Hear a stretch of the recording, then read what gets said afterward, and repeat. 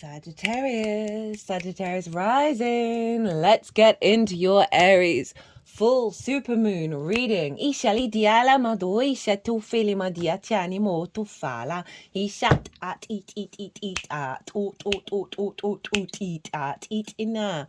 My name's Chloe. I work with card divination, astrology, and as you just heard and as you just saw, I channel multi-dimensional energies through my body, both in the form of physical and vocal light language. All of this brings in healing, attunement, and activation codes to the messages that come through in these readings. Okay.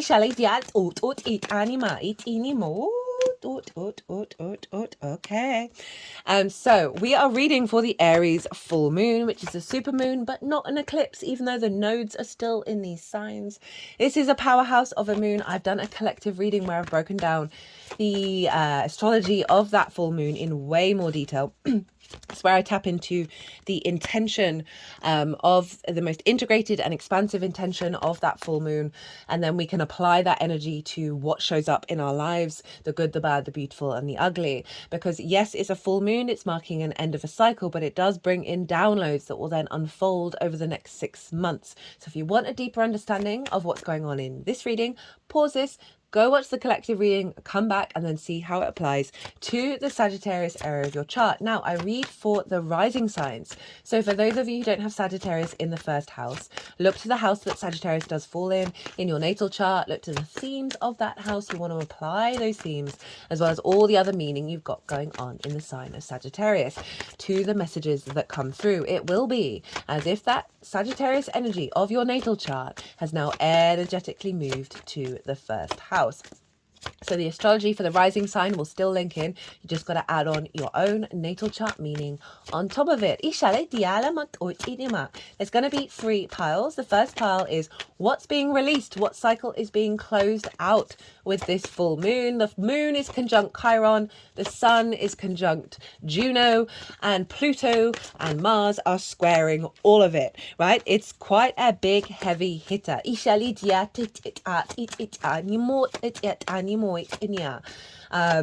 then the second pile is going to be what's the download that you're then going to be working with over the next 6 months. What's the intention of this full moon for you, my lovely Saggies?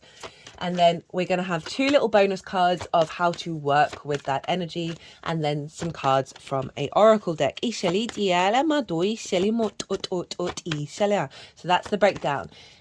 There's also these oracle cards on deck. I keep forgetting to mention this in the readings. I always pull them before doing every reading, and I do the oracle reading after the event, after the whole transit, often after the full moon, after the event itself, just to sort of bring everything together of the sort of the bigger picture. And there's some hardcore stuff going on, and there was some hardcore stuff going on in the Libra eclipse as well, which is not surprising. We're doing some big leveling up right now. As we have upgraded our timeline, we're now integrating, and sometimes that requires a little bit more effort. Right, so Sagittarius rising, where is this happening for you? Well, this is happening in your 5th house of your creation energy. Ooh. Your pleasure, your amusement, your games, children, both literal and figurative children, inner child work, things you birth into the world from a creative place. Feel like your children, romance, dating, and love. But essentially it is your creation energy.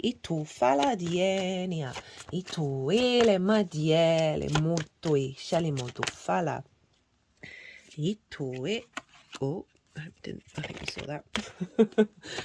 And so this is a real power up, but it's conjunct Chiron, master teacher, wounded healer, like big wound stuff, big wounds coming up to be released. Find the deeper wisdom around any blockages with your creation energy, with love, with romance, with children, with your inner child. We can get a lot of addiction in the 5th house because that inner child is like, play, I want play, because I did not have play, I didn't have the nourishment I needed. Okay, you got an extra card with how to work with this energy. Ishatinia dot eat. Dia doi tiene moe lama to di atinema doi shatinia to dia lema dia tufale matinia. Sorry, I just have to sort of shut off my conscious mind. That's far too many. Shut off my conscious mind when the energies are orientating the cards in the way that they need to be read. So, as I was saying, we kind of have a lot of wounds going on in the 5th in terms of addiction through the wounds of the inner child, okay? And love languages and how we express ourselves and what is pleasure to us, what is creativity to us, how do we find our joy? You've had Chiron moving through there for a while, so you've been navigating this stuff big time, okay? Now, the sun is over in Libra, which is your 11th house. Got 3 cards from this deck. Your 11th house of good spirits, right? Hopes and dreams, friends, groups and alliances, reaping the benefits from your 10th house. And the sun is conjunct Juno. Juno represents commitment, your ride or die, right? So there's a real clarity of equilibrium coming in, and a wisdom of the wounds through our instincts, right? So a real cleansing of the blockages that have destabilized our equilibrium that come from the sort of like the addiction energy, the trauma responses of the 5th, of not perhaps having the love, having the joy, having the pleasure, having the creativity. This moon is recalibrating all of that. We have Mars, the ruler of this moon, squaring it over in the sign of Cancer, which for you is in your 8th house of the outside world's resources, right? This is the exchange between you and anything other than yourself. Time, money, energy, intimacy, ideas, all of that stuff. It can be about big chunks of money, as well as working with resources from the outside world, one-off chunks of money, inheritance, 3D and cosmic inheritance. It's a very psychic house. It is about relationship dynamics. Mars is there at the moment. So there's a recalibration of our motivation and drive and our actions around our relationship dynamics. And Pluto is over in your 2nd house of your skills and your tools, of how you manifest and bring regular income into your life, as well as the things that you value, and most importantly, how you value yourself. This is forming what's called a grand cardinal cross. All the cardinal signs are being activated. They mark the solstices and equinoxes. I'm just gonna have to pause. I can feel a tickle coming up in my throat. Sorry about that, Sag. So Pluto is opposite Mars. They're squaring the sun and the moon. It's really powerful. As I said, the solstices and the equinoxes, they instigate new cycles. And these are all at the later degrees of the cardinal signs. So it's a more advanced understanding of your value and how you interact with others. We can have scarcity and fear mindset, codependency over in the 8th where Mars is, and a recalibrating of your motivations, your actions when it comes to interacting with the outside world based on your true sense of value that may have been distorted and blocked your hopes and dreams and your creativity. That's the sort of the Chiron energy of the wound that's being healed.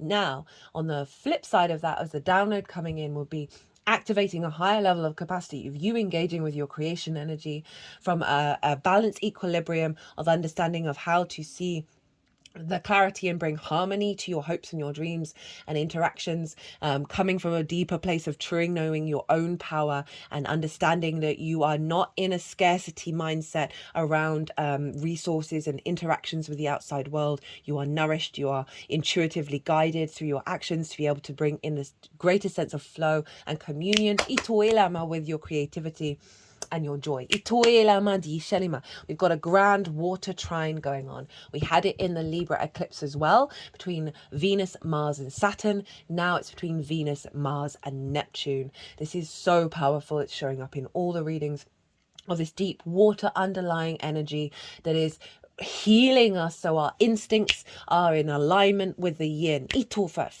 So getting out of the way of our own nature, a sense of surrender and observation, and from that observation we then observe our instincts come through, and that's the deep healing that we're doing with all this water energy, which I've talked about in previous transits. And with that Neptune energy, it's really highlighting a clarity of the magical reality that we're now operating from the strong integrity foundations we applied at the Libra eclipse.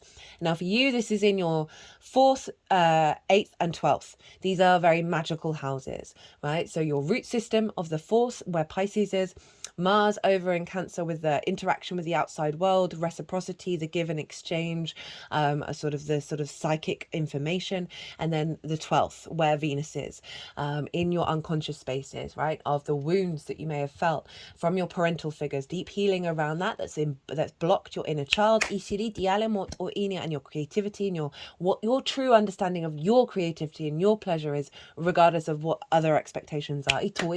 Venus, Mars, Neptune, all in alignment with one another, providing deep wisdom to elevate you back into your inherent spark of spirit, your I am of your creativity. Now, what is being released? What is the closing out of this cycle? What is completed? We have the Hierophant in reverse, the Chariot in reverse, and the Two of Cups. So there's an element of you being working through some deep wounds around really embodying your own inner wisdom, right? And feeling that you can bring that out into the world, right?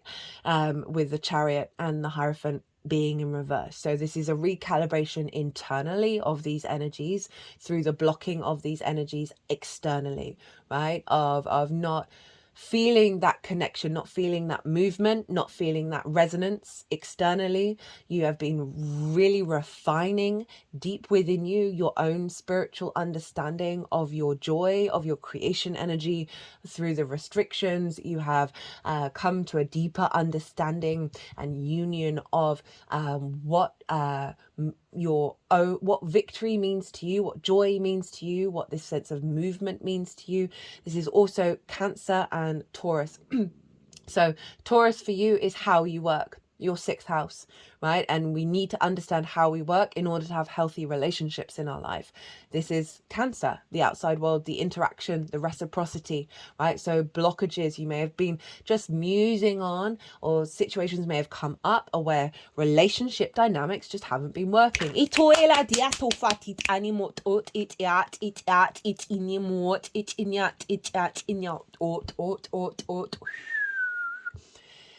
But I'm not getting a heaviness from it. I'm really getting, with this Two of Cups, but just generally the energy off the cards, I'm not getting that this has been the end of the world. I can feel such a great sense of inner wisdom that's come through this process. That Two of Cups is all about reciprocity. It is all about union. It's about respect, honor, and dignity, right? They are both open to receive and give, right? The union of masculine, feminine, and spirit together through deep healing. You've gone through this process of, because of the restrictions, because of the limitations, you have recalibrated yourself, where you are now more in union with yourself. You are now more in your emotional body. You know, as I said, water's been showing up quite predominantly in all the readings because of this grand water trine, where you are more in balance with yourself, with your emotional body, which is allowing a deep healing to happen in order to instigate a heightened level of intuitive, instinctive passion and creativity. What's at the bottom of the deck? We got the 6 of Wands. There it is, right? Having gone and done a difficult thing, you are now feeling victorious, right? It's got the victory wreath. There's a deep sense of celebration, right? The external world, there's a recognition of your creation energy, of your passion, of your drive. There's a sense of I just feel like you've been going through a journey where you just instinctively known that you've needed to do it. It's been difficult, but you've got the job done. You haven't really done it for anybody else. And then the knock-on effect is going to be this sense of people are now matching you at that energy, at this new energy, because they're like, the work that you've done has opened up a portal, right? This portal here, in which something is manifesting out of. There's not the reason why you did it, but that things are going to have, there's a sense of reciprocity here that's coming through. What is being activated with this moon? We have the Page of Swords, the Eight of Wands, and the Knight of Pentacles. Love this. Okay, so Page of Swords for me is a timeline cruncher, right? The time traveler is looking to the past, is in the moment, but the energy force is moving towards the future, so it's encapsulating time all in one space. So this is really you, and it's also swords, so it's like the clarity is very objective. It's not in the emotional body. It's a page, it's very excitable, it's refreshed energy, it's just got into the core, it's learning a new understanding. I feel like you're incorporating the wisdom that you've learned on the journey that you have. You're not entangled with it, you honor it, it's part of your experience. There's no shame involved. There's a lightness here, there's a real clarity here, where you're bringing in a new perspective from everything that you've experienced. It's creating an alignment, right? This is the Eight of Wands. This is Mercury and Sagittarius. This is all those ones are heading in the right direction. So if we think about the sort of the wounds of that you've got that Neptunian energy in the fourth, parental figures, ancestors, Venus in the 12th, anxiety, grief, loss, all those unconscious love languages that we learn embedded in our unconscious spaces that then have an impact on our motivation and our actions. Mars over in the 8th house of our relationship dynamics. This feels like a clean slate for you to then build with, like, embody, right? You're embodying your pleasure, you're embodying your creativity with wisdom, right? And you're allowing yourself the time to unfold. It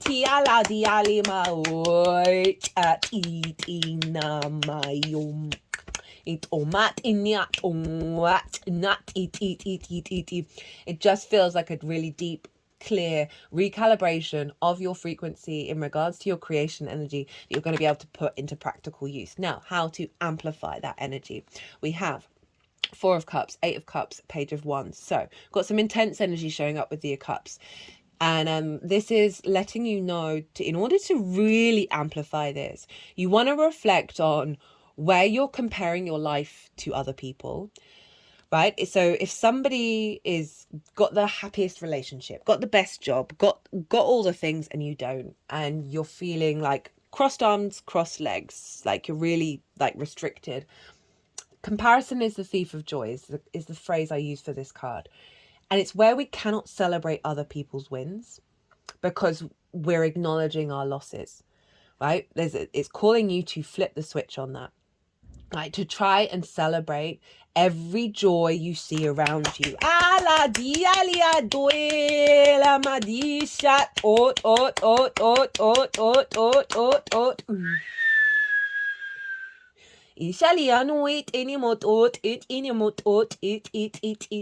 just heard the whispers of your soul will love hearing this, because we're all the same, right? So your soul will be like, it will feel the love that you're giving to others in to yourself. And this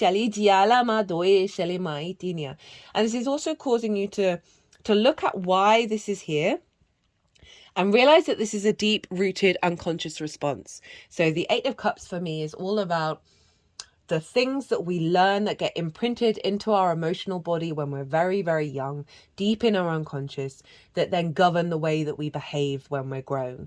And it's so difficult to even observe those things, let alone move away from them. And this is what this card is saying, is you've got the courage and the energy to break away from that and put in the effort to climb that mountain to get the higher perspective, right? And really, so this is actually Saturn in Pisces, so there's an element of releasing wounds from the parental figures, from the ancestors, of realizing that's not to do with me, that's to do with you. I don't shame it, I don't reject it, but I'm trying to figure out, who am I? So it's acknowledging, with all that water going on in those very sort of psychic, very rooted energy with the 12th, 4th and 8th, that to amplify this is to really be in awareness of that which limits you in your emotional body, in where you find joy, and try and find ways of flipping the switch. Because then we got the Page of Wands, very, very Aries, passionate energy. This is new ways of communicating, new perspectives, new ideas, new information,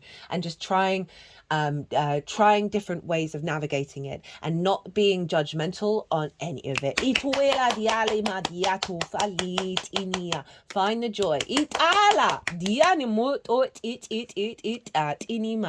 So the three cards that you have are energy and flow.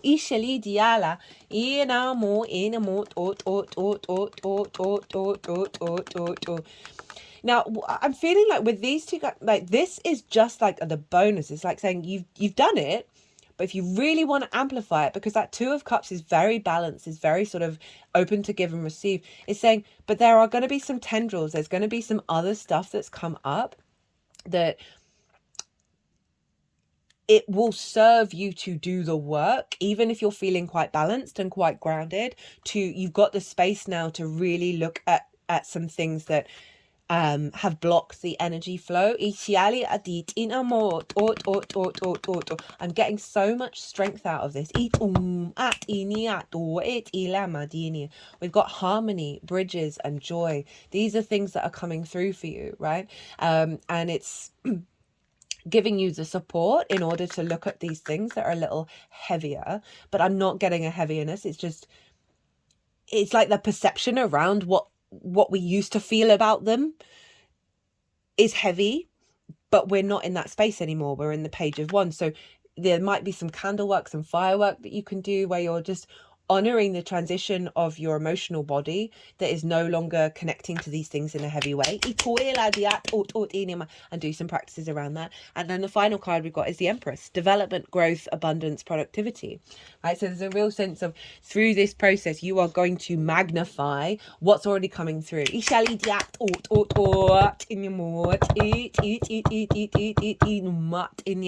Well said. I'm going to leave it at that. I hope you enjoyed this reading. I hope it resonated. If it did, don't forget to hit that like button. At the moment, there's an offer going on till the 22nd of October during Libra season. You will get double the amount of time if you book through my website for the reading that you book, right? So you'll get double the amount of time. There's a calendar, so it can be a reading way in advance in the future. You will still get double the amount of time if you book within the 22nd of October. So that is available to everybody. The oracle reading will happen probably after the full moon itself next week. There's also obviously the collective reading that's out already. I would recommend the Jupiter and Gemini transit series as well. If you've not caught that, Sagittarius, because obviously that's in your 7th house of the other, and that's very potent energy. Jupiter's involved with this, which I talk about in the collective reading in this moon. It just feels like this work is going to elevate your capacity to embody the resonance of creation. It just feels like it's going to lock it into the 3D by going through this process. Well, Sagittarius, be good to yourselves, be good to those around you. Safe travels and be well until we meet again.